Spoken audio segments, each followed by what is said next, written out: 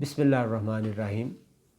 Comparative politics کے سلسلے میں آج کے نئے لیکچر کے ساتھ میں ہوں آپ کا ہوسٹ پروفیسر عبدالوحید شیخ۔ آج کا ہمارا ٹاپک ہے پاورز آف امریکن پریزیڈنٹ، امریکی صدر کے اختیارات۔ امریکہ میں صدارتی نظام رائج ہے اور یہ دنیا کا اولین اور قدیم ترین فارم آف گورنمنٹ ہے۔ صدر انتظامی لحاظ سے اختیارات کا سرچشمہ ہے۔ صدر ایک طرف سربراہ مملکت ہے تو دوسری طرف سربراہ حکومت بھی۔ امریکہ میں آئین کے بنانے والوں نے جب اس عہدہ صدارت کو موضوع بنایا تھا تو ان کے نزدیک یہ ایک مؤثر، باوقار اور بااختیار عہدہ کریٹ کرنا تھا تاکہ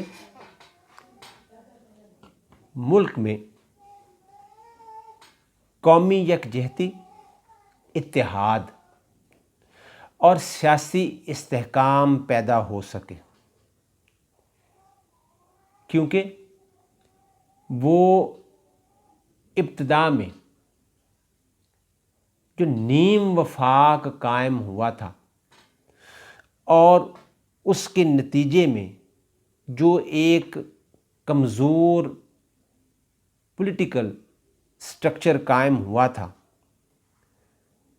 اس کی خامیوں سے اور ناکامیوں سے پوری طرح آگاہ تھے۔ اس لیے انہوں نے اس کو باوقار، بااختیار اور مؤثر بنانے کا سوچا۔ اس کے ساتھ ساتھ دور حاضر میں بین الاقوامی حالات اور وفاق کی مضبوط ہوتی گرفت کی وجہ سے بھی پریزیڈنشل پاورز میں خاطر خواہ اضافہ ہو گیا۔ پریزیڈنٹ کو ایسے اختیارات بھی حاصل ہو گئے with the passage of time جن کا ابتدا میں آئین میں ذکر تک نہ تھا اور نہ ہی وہ آئین سازوں کے ذہن میں تھے۔ صدر کے ان بڑھتے ہوئے اختیارات میں بہت سارے فیکٹرز جو ہیں وہ کار فرما ہیں۔ بین الاقوامی حالات، وفاق کی بڑھتی ہوئی گرپ، سپریم کورٹ کی مؤثر رولنگ اور ان سب کے ساتھ صدر کی اپنی کیرسمیٹک لیڈرشپ کا بھی بڑا عمل دخل اس میں شامل ہے۔ اس کے علاوہ ہم یہ بھی دیکھتے ہیں کہ صدر کے عہدے کی اہمیت اور صدر کے بڑھتے ہوئے اختیارات کے تعین میں موجودہ بین الاقوامی حالات کا بھی بڑا عمل دخل ہے۔ دنیا میں امریکہ کے بڑھتے ہوئے اثر و رسوخ اور بڑھتے ہوئے مفادات نے بھی صدر کو اس حد تک بااختیار اور مؤثر بنانے میں اہم کردار ادا کیا۔ امریکن پریزیڈنٹ ایک طرح سے شان و شوکت کا مجموعہ ہے اور وہ امریکی قوم کی وحدت کا نشان سمجھا جاتا ہے۔ وہ امریکی قوم کی طرف سے امریکہ میں اور دنیا کے ہر فورم پر امریکہ کا واحد ترجمان سمجھا جاتا ہے. اسے بے پناہ انتظامی، مالیاتی، قانون سازی، عدالتی اور ہنگامی حالات اور ہنگامی قسم کے اختیارات جو ہیں، ہنگامی حالات سے نپٹنے کے جو اختیارات ہیں وہ اسے حاصل ہیں. صدر کے ان پارٹس کو ہم کیٹاگوریکلی دیکھتے ہیں کہ صدر انتظامیہ کا سربراہ ہے. وہ ہر قسم کے انتظامی امور سر انجام دینے کا ذمہ دار ہے، نگران ہے. ہر شعبے پر اس کی نظر ہوتی ہے.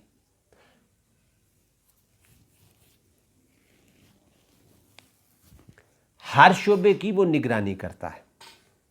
وہ افسران کی تقرری کرتا ہے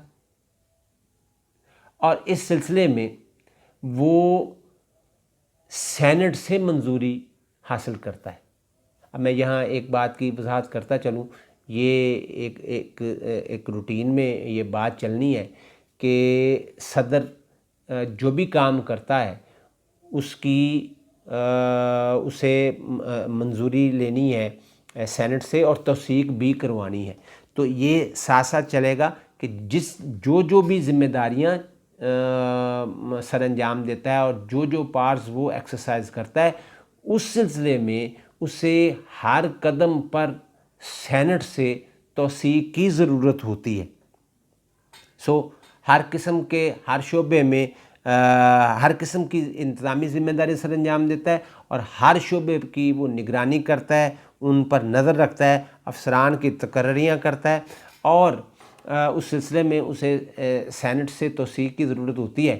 اور سینٹ سے توثیق اگر اس کی اپنی پارٹی وہاں اکثریت میں ہے تو اس کے لیے آسانی ہوتی ہے، اور اگر اس کی اپنی پارٹی اکثریت میں نہ ہو تو بعض اوقات اس کے لیے مشکلات پیدا ہوتی ہیں. لیکن ہر دو صورتوں میں سینٹ سے اسے توثیق کروانا ہوتی ہے اور بعض اوقات سینٹ جو ہے وہ اپنی پارٹی کی اکثریت کی حامل ہو یا مخالف کی، سینٹ اس کے معاملات میں رکاوٹ نہیں بنتی. اور اس خاص سٹیج کو اور اس خاص وجہ کو سینیٹوریل کرٹسی کہا جاتا ہے. بعض اوقات سینٹ رکاوٹ بنتی بھی ہے اور اس کی توثیق کرنے سے انکار بھی کر دیتی ہے اور اس کے جو احکامات ہوتے ہیں ان کو انڈو کر دیتی ہے، اس کو نامنظور بھی کر دیتی ہے. صدر سینیٹوریل کرٹسی سے بھرپور فائدہ اٹھاتا ہے. صدر ججز کی تقرری کرتا ہے، سینٹ سے مشورہ کرتا ہے اور سفیروں کی تقرری کرتا ہے. خارجہ امور جو ہیں ان میں بین الاقوامی تعلقات، دوسرے ممالک کے ساتھ تعلقات قائم کرنے کے سلسلے میں، خارجہ امور کے سلسلے میں وہ اپنی مرضی اور منشا کے مطابق فیصلہ کرتا ہے. سفارتکاروں کی تقرریاں کرتا ہے، مختلف سیکرٹریز کی تقرریاں کرتا ہے.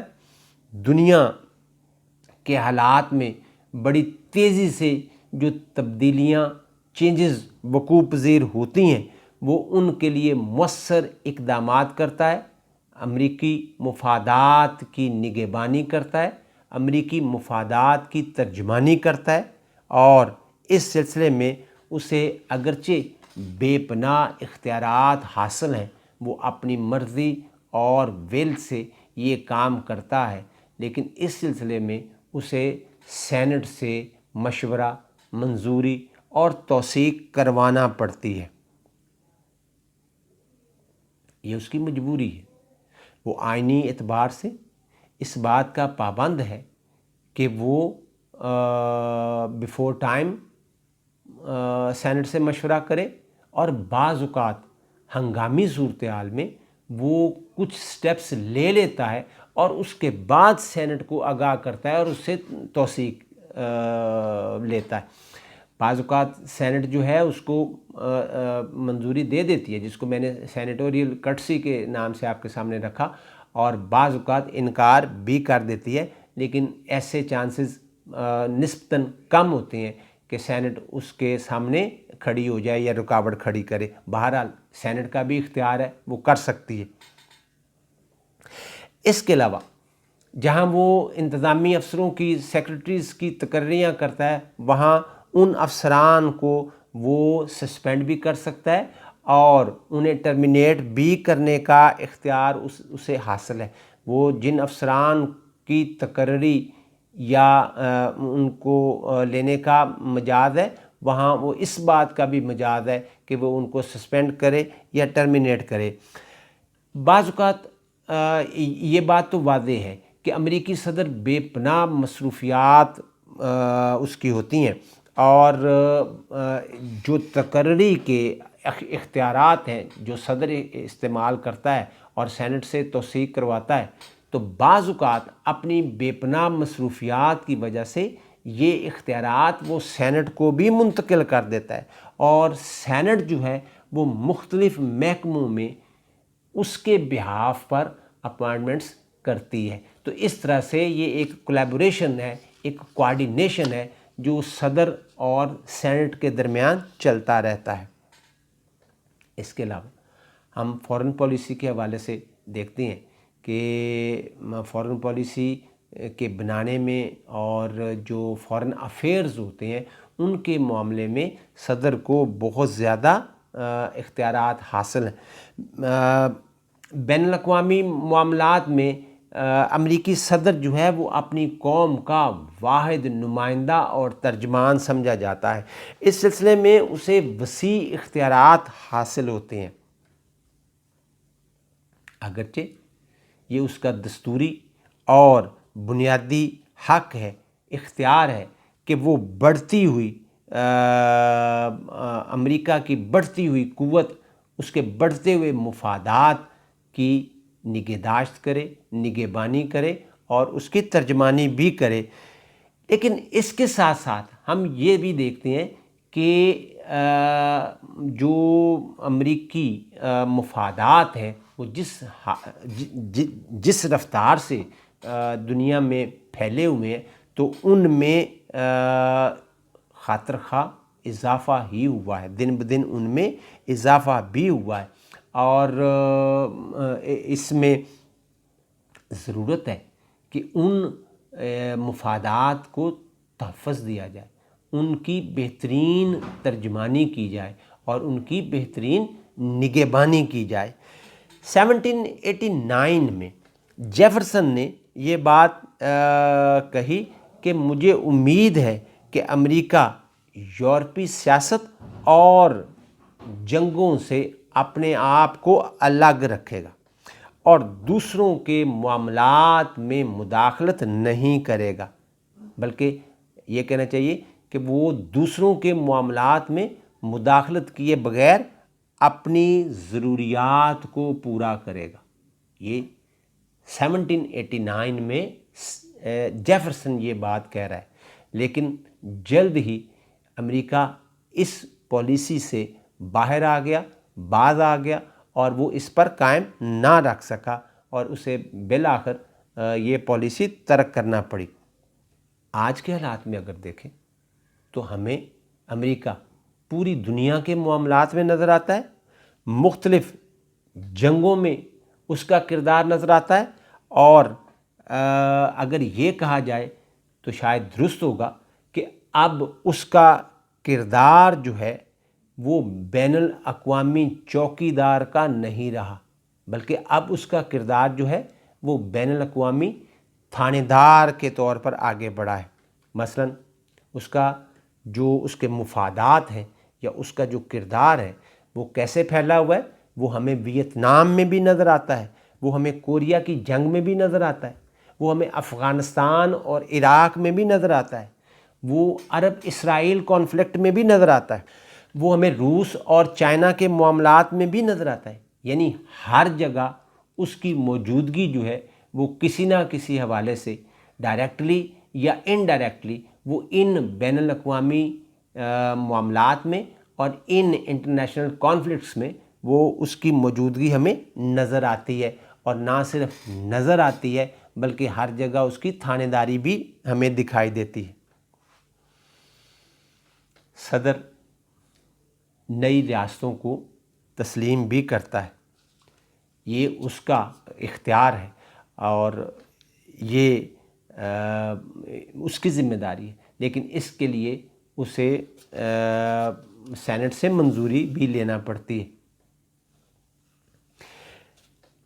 چائنا کو ایک عرصہ امریکہ نے تسلیم نہیں کیا۔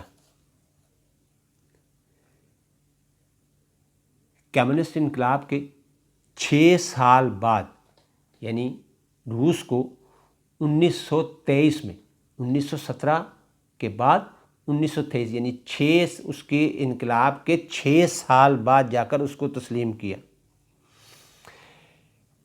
دہشت گردی کے نام پر جنگ ہو یا اسلامی دنیا نشانہ ہو یا مسلم ممالک زیر عتاب ہوں،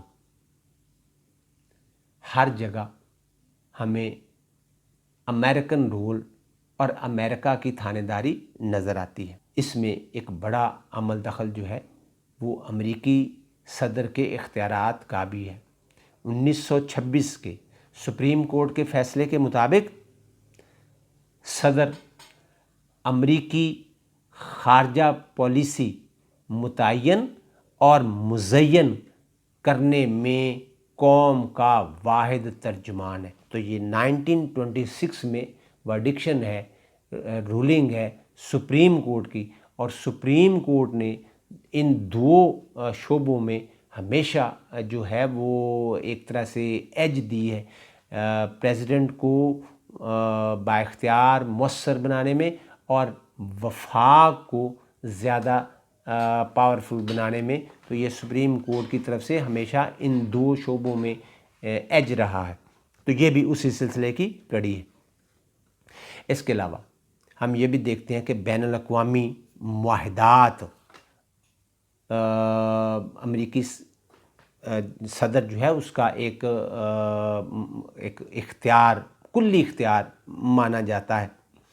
لیکن اس سلسلے میں پھر میں یہ کہوں گا کہ سینٹ سے توثیق ضروری ہے۔ بعض اوقات سینٹ جو ہے وہ رکاوٹ کھڑی کر دیتی ہے، سینٹ اس کو نامنظور بھی کر دیتی ہے۔ مثلاً 1919 میں صدر ولسن معاہدہ ورسلز میں جو ہوا تھا اس پر سائن کرنا چاہتے تھے، لیکن سینٹ نے اس کی توثیق کرنے سے انکار کر دیا۔ اور اسی طرح سے لیگ آف نیشن جب بنی فرسٹ ورلڈ وار کے بعد، تو امریکہ اس کا ممبر نہیں تھا، امریکہ اس کا ممبر بننا چاہتا تھا، لیکن سینٹ نے اس کو منظوری دینے سے انکار کر دیا۔ اسی طرح حالیہ تاریخ میں 1999 میں امریکی صدر سی ٹی بی ٹی پر سائن کرنا چاہتا تھا، لیکن سینٹ سے منظوری حاصل نہ ہونے کی وجہ سے وہ ایسا نہ کر سکا۔ پریزیڈنٹ آف امریکہ سینٹ کے اس رویے سے بعض اوقات فیڈ اپ بھی ہوتا ہے، اسے سینیٹوریل کرٹسی بھی ملتی ہے، لیکن اب انہوں نے ایک اسٹریٹجی کے طور پر اس کا حل یہ نکالا کہ وہ بین الاقوامی معاہدات میں یعنی ٹریٹی کرنے سے گریز کرتے، اور اس کا حل انہوں نے یہ نکالا کہ ایک ایگریمنٹ جو ہے وہ کیا جائے، یعنی ٹریٹی میں نہ پڑھا جائے بلکہ ایگریمنٹ جو ہے وہ کیا جائے، اور ٹریٹی جو ہے سائن کرنی ہے اس کے لیے سینٹ کی منظوری لازم ہے، اور ایگریمنٹ کرنے کے لیے سینٹ کی منظوری لازم نہیں ہے۔ چنانچہ اس کا حل انہوں نے یہ نکالا کہ اب ٹریٹی کی بجائے ایگریمنٹ کیا جاتا ہے، یعنی کوئی اگر مشکل مرحلہ ہو، کوئی ایسا ہو فوری نوعیت کا، ہنگامی نوعیت کا، تو اس میں وہ ٹریٹی میں پڑھنے کی بجائے وہ ایگریمنٹ میں جاتے ہیں تاکہ سینٹ سے اس کی توثیق یا منظوری نہ لینا پڑے۔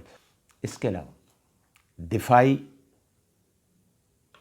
اختیارات کے حوالے سے ہم یہ دیکھتے ہیں کہ دفاع کے معاملے میں بھی وہ ذمہ دار سمجھا جاتا ہے، وہ امریکن افواج کا کمانڈر ان چیف ہے، وہ اعلیٰ فوجی افسران کا تقرر کرتا ہے، وہ فوج کو اندرون ملک اور بیرون ملک موو کرنے کے آرڈرز جاری کر سکتا ہے، لیکن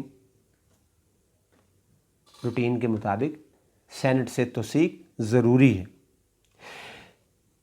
امریکن ہسٹری کو اگر ہم مد نظر رکھیں تو امریکہ کی تقریباً 250 سالہ تاریخ میں ہم یہ دیکھتے ہیں کہ امریکہ نے 211 دفعہ بیرونی مداخلت کی، جی 211 دفعہ، اور اس نے اپنی افواج جو ہے مختلف ممالک میں بھیجیں، جن میں ویتنام، کویت، عراق، خلیج فارس، افغانستان وغیرہ۔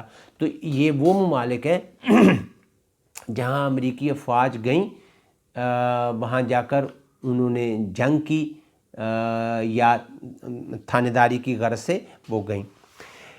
امریکن پریزیڈنٹ کو اعلان جنگ کرنے کا بھی اختیار حاصل ہے، اگرچہ یہ اختیار صدر کا نہیں ہے، یہ اختیار کانگریس کا ہے، اور کانگریس کی ذمہ داری ہے کہ وہ اگر اعلان جنگ کرنا ہے تو وہ کانگریس کرے گی، لیکن صدر جو ہے وہ ایسے حالات پیدا کر دیتا ہے، کانگریس کو اس بات پر مجبور کر دیتا ہے، رائے عامہ کے ذریعے، میڈیا ٹاک کے ذریعے، یا مختلف ذرائع اور منورنگ کے لیے مختلف طریقہ کار استعمال کرتے ہوئے کانگریس جو ہے وہ اس بات پر مجبور ہو جاتی ہے کہ اس کے پاس اعلان جنگ کے علاوہ یا اعلان جنگ کے بغیر کوئی چارہ باقی نہیں رہتا۔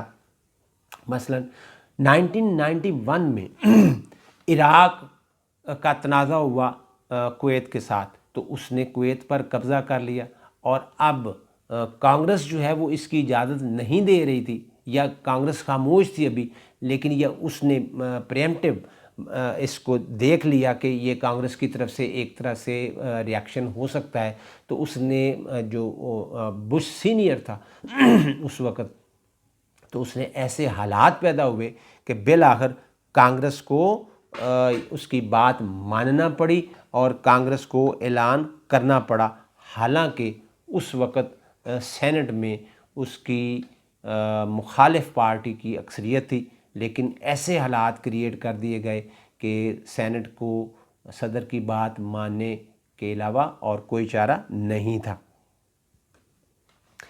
جہاں تک ایمرجنسی یا ہنگامی حالات کا تعلق ہے تو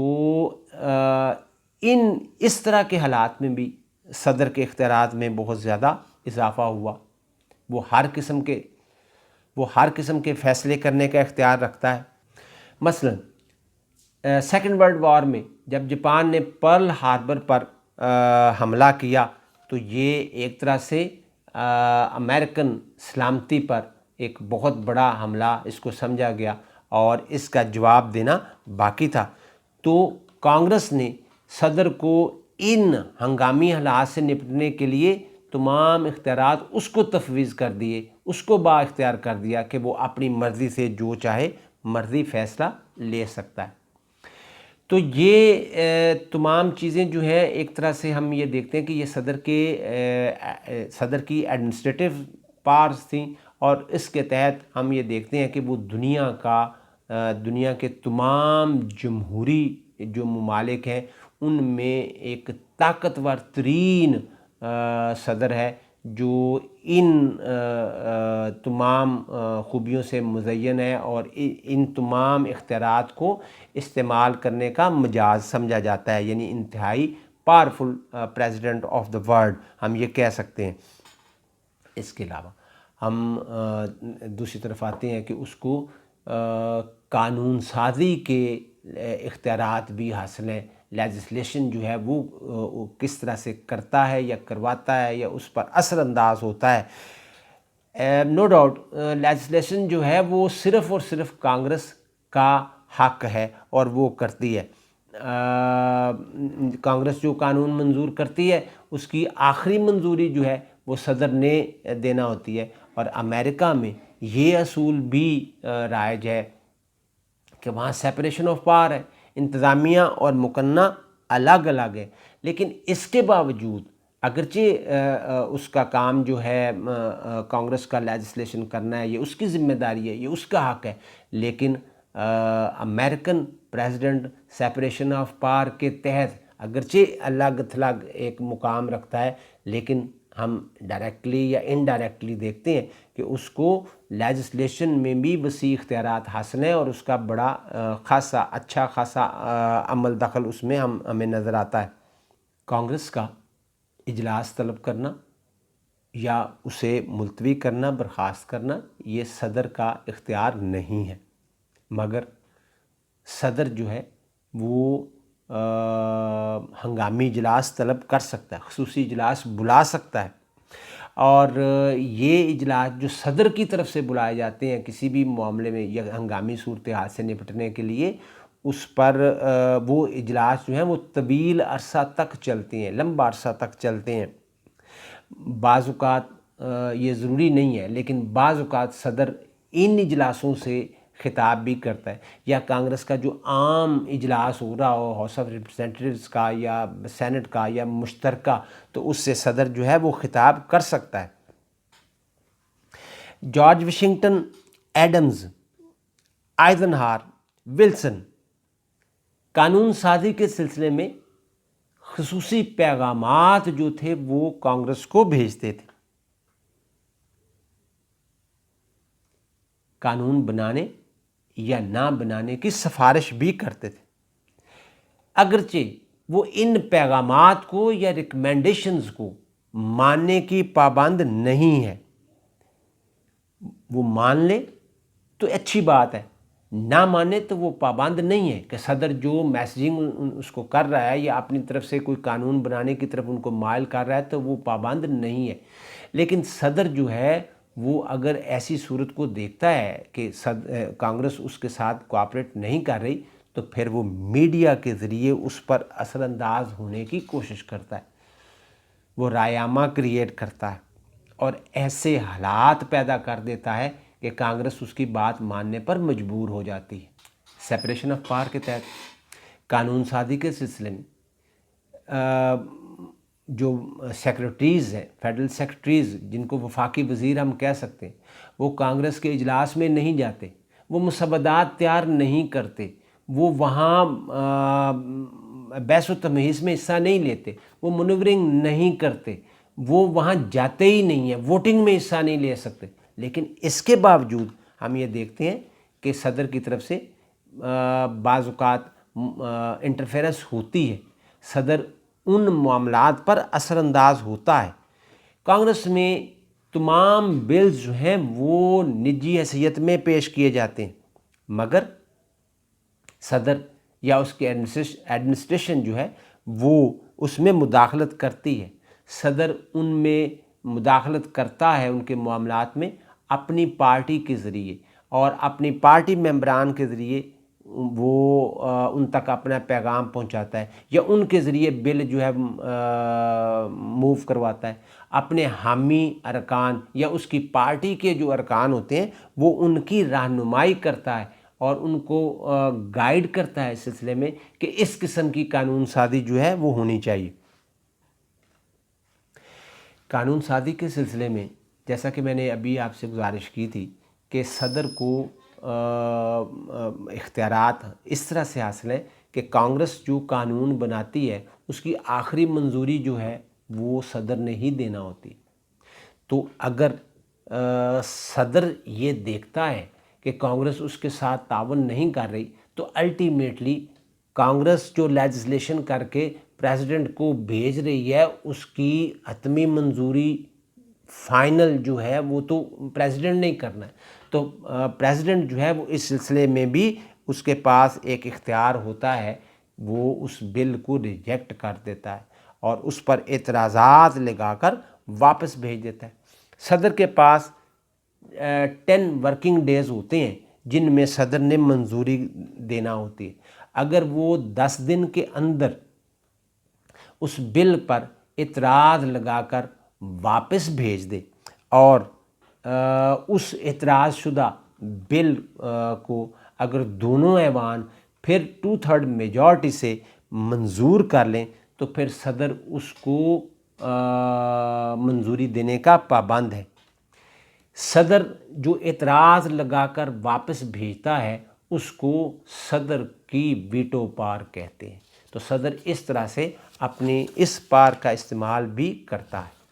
قانون سازی کے سلسلے میں ایک تو ویٹو پار ہو گئی، لیکن پریزیڈنٹ کے پاس ایک اور سیکرٹ ویپن بھی ہوتا ہے جس کو پاکٹ ویٹو کہتے ہیں.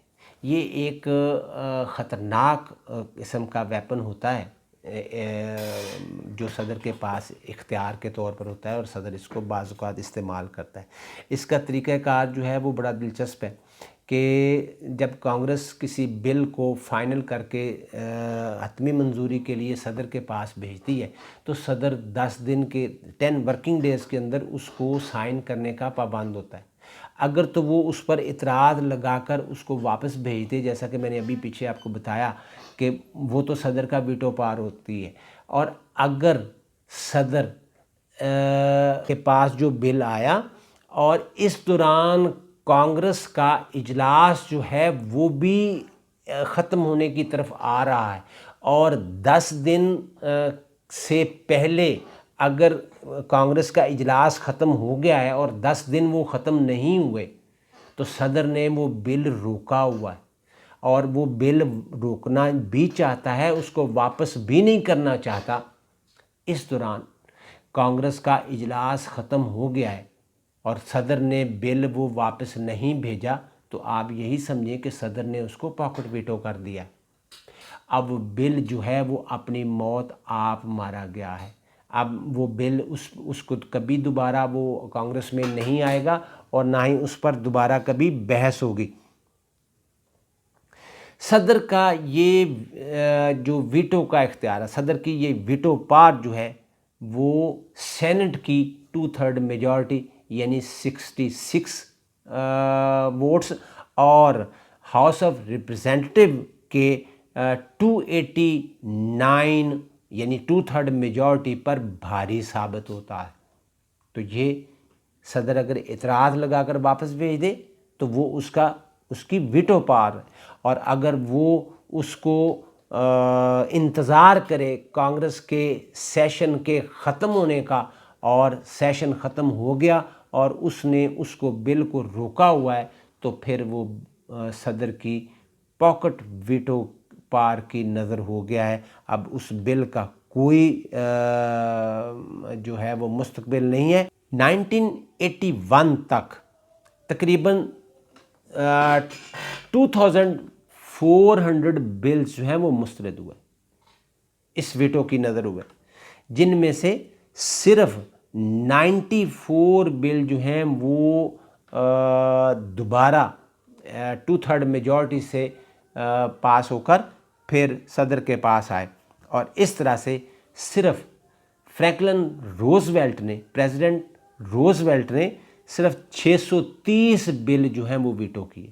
تو یہ ہے صدر کا ویٹو اور پاکٹ ویٹو، اور اس طرح سے صدر امریکن لیجسلیشن پر یا کانگریس کے کام پر اثر انداز ہوتا ہے.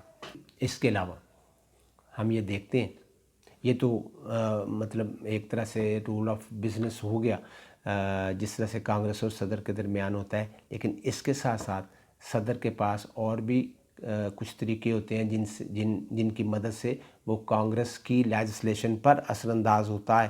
مثلا جیسے ابھی ہم نے ایک کافی ان ڈیٹیل گفتگو کی کہ صدر جو ہے وہ ویٹو کر دیتا ہے، لیکن بعض اوقات ایسی بھی بات ہوتی ہے کہ وہ اگر کسی بل میں، کسی معاملے میں، کسی مسودہ قانون میں کوئی چینج چاہ رہا ہے تو وہ بیفور ٹائم، وہ جیسے میں نے پہلے کہا کہ وہ میسیجنگ کرتا ہے اور میسیج بھیجتا ہے کہ یہ اس طرح سے ہونا چاہیے. اگر اس کی دی ہوئی گائیڈ لائن کو مان لیا جائے تو پھر اس کو کچھ زیادہ سٹریس دینے کی ضرورت نہیں ہوتی. لیکن اس کے ساتھ ساتھ اگر وہاں سے کچھ ریزسٹنس وہ توقع کرے تو پھر وہ ویٹو کی دھمکی بھی دیتا ہے. یا اس کے علاوہ وہ کانگریس کے جو اپنی پارٹی کے لوگ ہوتے ہیں ان سے ملاقاتیں کرتا ہے, یا کانگریس کے جو دیگر ارکان ہوتے ہیں ان سے بھی بات کرتا ہے. وہ اپنی پارٹی اور دیگر لوگوں سے ملاقاتیں کرتا ہے, ان کی رہنمائی کرتا ہے, قانون سازی کے لیے ان سے لابی کرتا ہے, رائے عامہ بناتا ہے, اور جو کانگریس مین ہوتے ہیں ان کے جو چھوٹے موٹے کام ہیں وہ کرواتا ہے. ان ارکان کی سفارشی تقرریاں جو ہوتی ہیں ان کو اکاموڈیٹ کرتا ہے. انتظامی احکامات جو ہے وہ جاری کرتا ہے. یہ اس کے مختلف طریقے ہیں جن کی مدد سے وہ قانون سازی پر اثر انداز ہوتا ہے. پریزیڈنٹ کو انتظامی نوعیت کے احکامات جاری کرنے کا بھی اختیار ہوتا ہے. ان کی نوعیت چونکہ قانونی نوعیت کی ہوتی ہے اور ان کو آرڈیننس جو ہے وہ کہا جاتا ہے. پریزیڈنٹ کی جو پرسنالٹی ہے وہ ایک طرح سے کیرسمیٹک ہوتی ہے, اور یہ کیرسمیٹک لیڈرشپ یا پرسنالٹی جو ہے اس نے بہت بڑے بڑے بحرانوں سے امریکہ کو نکالا. فار ایگزامپل ابراہم لنکن جو 1861 میں اور 1861 سے 1865 تک جو امریکن جو سول وار تھی اس میں ابراہم لنکن کا ایک وفاق کو بچانے اور امریکہ کو متحد رکھنے اور اس سول وار پر قابو پانے میں بڑا اہم کردار تھا. اور یہ کہا جائے تو غلط نہیں ہوگا کہ یہ سب جو ابراہم لنکن کی جو کیرسمیٹک لیڈرشپ تھی اور کیرسمیٹک پرسنالٹی تھی اس کی وجہ سے وہ ایسا کرنے میں کامیاب ہوا. تو جب اس قسم کی صورتحال ہو اور اس قسم کی لیڈرشپ ہو اور اس قسم کی پرسنالٹی ہو تو پھر وہ جو بھی تجویز دیتا ہے کانگریس کو, کانگریس اسے ماننے پر فوری طور پر تیار ہو جاتی. تو کیرسمیٹک لیڈرشپ کا بڑا عمل دخل ہے کہ جیسے ابتدا میں نے بات یہ کہی تھی کہ صدر کے جو اختیارات ہیں ان کو استعمال کرنے میں صدر کی اپنی پرسنالٹی کا, اپنی اس کی لیڈرشپ کا بڑا کمال ہوتا ہے کہ وہ کس طرح سے اپنے جو پارز ہیں ان کو ایکسیکیوٹ کرتا ہے یا کس طرح سے ان کو ایکسرسائز کرتا ہے. اب ایڈمنسٹریٹو کے بعد ہم نے لیجسلیشن میں دیکھا کہ صدر کا کیا کردار ہے, اور اب ہم دیکھتے ہیں کہ مالیاتی معاملات میں فنانشل جو پارٹس ہیں ان کو وہ کیسے ایکسرسائز کرتا ہے. اس سلسلے میں بھی اسے بہت زیادہ اختیارات حاصل ہیں. ایکچولی اگر ہم دیکھیں تو کانگریس جو ہے وہ جو مالیاتی نظام ہے, جو فنانشل ان کے جو معاملات ہیں ان کو کرنے کی مجاز ہے, یعنی وہی مجاز ہے وہ یہ سارا کچھ کرنے کی, عملی طور پر بھی اور حقیقی طور پر بھی. ہم یہ دیکھتے ہیں کہ ان تمام معاملات کی نگرانی جو ہے وہ صدر کرتا ہے. سالانہ بجٹ جو ہے وہ صدر کی مرضی سے اور صدر کی نگرانی میں بنایا جاتا ہے. صدر کی ان کو مکمل حمایت ہوتی ہے. اگرچہ کانگریس جو ہے وہ بجٹ میں جو بنایا جاتا ہے اس میں رد و بدل کی مجاز ہے, مگر ایسا کم ہی ہوتا ہے. یہ تمام مراحل جو ہیں وہ صدر کی منظوری سے طے پاتے ہیں, اور اگر کانگریس اس میں کچھ کرنا چاہے تو وہ اس کی اجازت ہوتی ہے, لیکن وہ اس کی منظوری جو ہے وہ صدر دیتا ہے اور صدر اس پر تیار ہو جاتا ہے. یعنی اس کو ہم یہ کہہ سکتے ہیں کہ باہمی مشورے سے معاملات جو ہیں وہ طے کیے جاتے ہیں. بعض اوقات مالیات کے سلسلے میں کانگریس اور صدر کے درمیان ڈیڈ لاک بھی آ جاتا ہے. حالیہ تاریخ میں اوباما نے جو امریکہ میں ہیلتھ انشورنس پالیسی انٹروڈیوس کروائی تو وہ ایک بھاری بھرکم بجٹ تھا اس پر، اور کانگریس کے اس پر بہت زیادہ تحفظات تھے. کانگریس نے اس کی منظوری دینے سے انکار کر دیا، جس کی وجہ سے ایک عرصہ ڈیڈ لاک رہا، اور جو ان کا فسکل ایئر ہوتا ہے وہ اختتامی تاریخ گزر گئی، اور اس کے بعد جا کر معاملات جو ہیں وہ سیٹل ہوئے، اور اس طرح یہ کوئی تقریباً 2 سے 3 ہفتے کا ڈیڈ لاک جو ہے وہاں وہ جاری رہا. اور یہ کئی دفعہ ہمیں اس کو دیکھنے میں ملتا ہے. اور پھر اس ڈیڈ لاک کو ختم کرنے کے سلسلے میں ظاہر ہے معاملات پر مذاکرات ہوتے ہیں، اور افہام و تفہیم سے فیصلہ ہو جاتا ہے، منظوری ہو جاتی ہے. اور اس کا اوباما کی اس ہیلتھ انشورنس پالیسی کو تنزیہ جو ہے وہ اوباما پالیسی کا نام دیا گیا، اور اس پر کافی لیادے ہوئی. الٹیمیٹلی اس کی منظوری کانگریس نے دے دی افہام و تفہیم کے بعد. اس کے علاوہ ہم یہ بھی دیکھتے ہیں ساتھ ہی کہ یہ بالکل پچھلے سال جو غالباً 2018 میں جو یا 2018-19 کا جو بجٹ تھا اس میں ٹرمپ اور کانگریس کے درمیان بھی ڈیڈ لاک آیا تھا، جو پچھلے ڈیڈ لاک سے کافی طویل تھا، اور وہ معاملات پھر اسی طرح سے افہام و تفہیم اور منظوری کچھ لے کچھ دے، تو اس طرح سے ڈیڈ لاک بعض اوقات مالیات پر آتا رہتا ہے.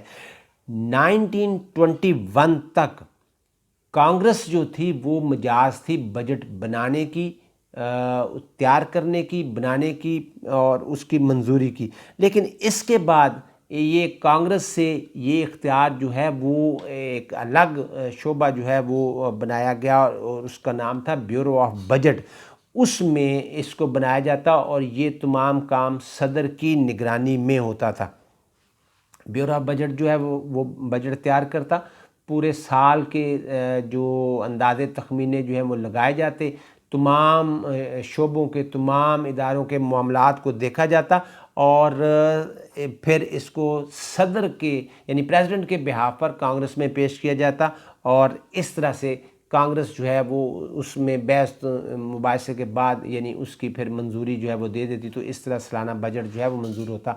تو مالیات کے سلسلے میں ہم یہ دیکھتے ہیں کہ اگرچہ اس کی حتمی منظوری کانگریس نے ہی دینا ہوتی ہے، لیکن یہ ایک جو اختیار ہے، پار جو ہے وہ صدر کے پاس ہے، اور بیورو آف بجٹ کے ساتھ مل کر یہ کام صدر سر انجام دیتا ہے. اس کے علاوہ ہم کچھ جوڈیشل پاورز کی طرف بھی آتے ہیں کہ صدر کی جوڈیشل پاورز بھی ہیں، وہ ججز کا تقرر کرتا ہے. اس کے علاوہ اسے جو آخری ایپلیٹ کورٹ کے طور پر بھی لیا جاتا ہے کہ جب امریکہ میں کوئی جس کو مرسی پٹیشن کہہ لیں، آخری اپیل جو ہے وہ صدر کے پاس ہوتی ہے. صدر کو اس بات کا اختیار حاصل ہے کہ وہ سزائے موت یا عمر قید کو معافی یا کمی کا اختیار رکھتا ہے، وہ اس میں کمی بیشی کر سکتا ہے. ججز کی تقرری جو ہے وہ صدر کا کام ہے، اور اس کے لیے وہ سینٹ سے منظوری حاصل کرتا ہے. وہ ان کی جو ہے وہ اس کی جو تقرریاں ججز کی وہ کرتا ہے، اس کے لیے وہ تقرریاں منسوخ کرنے کا اختیار اس کو نہیں ہے. اگر ججز کے بارے میں کوئی سنگین قسم کا معاملہ ہو، ملک سے غداری ہو، بدعنوانی ہو، رشوت ہو، اخلاقی بے روی ہو، تو ایسے معاملات میں ایک پورا طریقہ کار ہے جس کو امپیچمنٹ کہتے ہیں. تو امپیچمنٹ کے معاملے میں وہ یہ ایک الگ سے ایک پوری پریکٹس ہوتی ہے، اور وہ ہاؤس آف ریپریزنٹیٹیوز میں اس کی تیاری ہوتی ہے اور پھر اس کو سینٹ میں بھیجا جاتا ہے، تو اس طرح سے یہ ہوتے ہیں. لیکن ججز کی تقرری کو منسوخ کرنا یا ججز کو برطرف کرنا بہرحال صدر کی جورسڈکشن نہیں ہے. صدر وہ نہیں کرتا، تقرریاں وہ بالکل کرتا ہے اور اس کی توثیق جو ہے وہ سینٹ کرتی ہے، لیکن ان کی جو برطرفی ہے وہ صدر کا اختیار نہیں ہے، وہ امپیچمنٹ کے ذریعے ہوتا ہے اور وہ ایک الگ پروسیس ہے.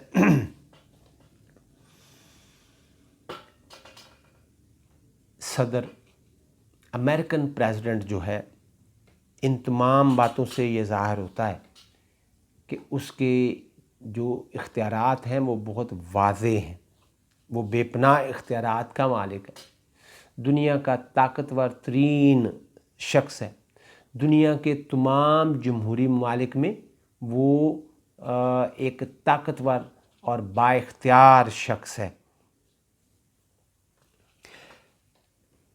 جب امریکہ میں آئین بنا اور امریکہ آزاد ہوا تو اس وقت یہ اس طرح کے اختیارات اس کے پاس نہیں تھے. اب یہ اختیارات جو ہیں وہ بہت زیادہ ہو گئے ہیں. امریکن پریزیڈنٹ ولسن کانگریس کی بالادستی کے قائل تھے، لیکن جب وہ بعد میں صدر بنے اور انہوں نے اپنے ایک تجزیے میں یہ بات کہی کہ صدر قانون اور اپنی تھاٹس کی بنا پر آزاد ہے کہ وہ جتنا چاہے مرضی بڑا بن جائے. اس سلسلے میں اس کی اپنی صلاحیت ہی اس کی حدود کا تعین کر سکتی ہے.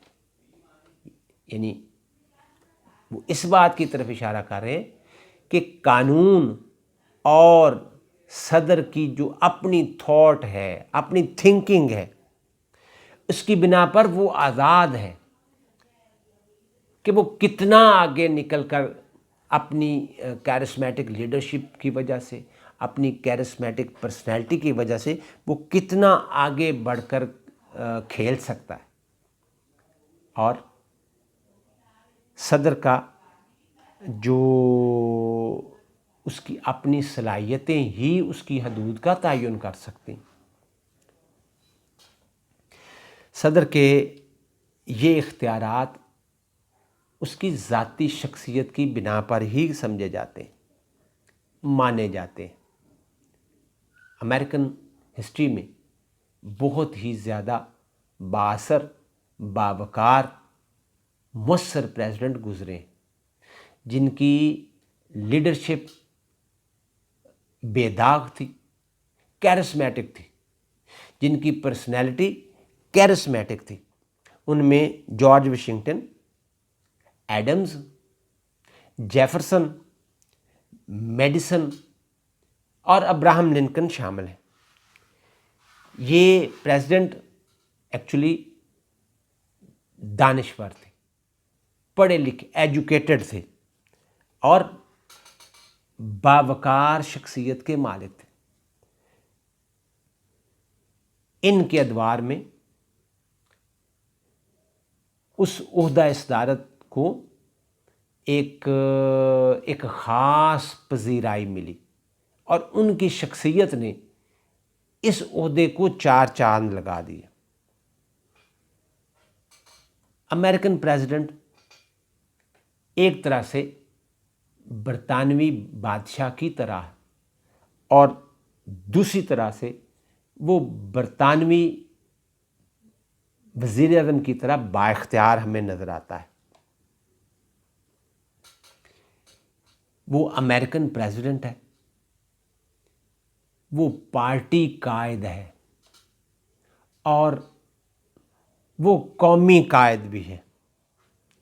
وہ ایک وقت میں اپنی پارٹی کی رہنمائی بھی کرتا ہے اور قوم کی رہنمائی بھی کرتا ہے.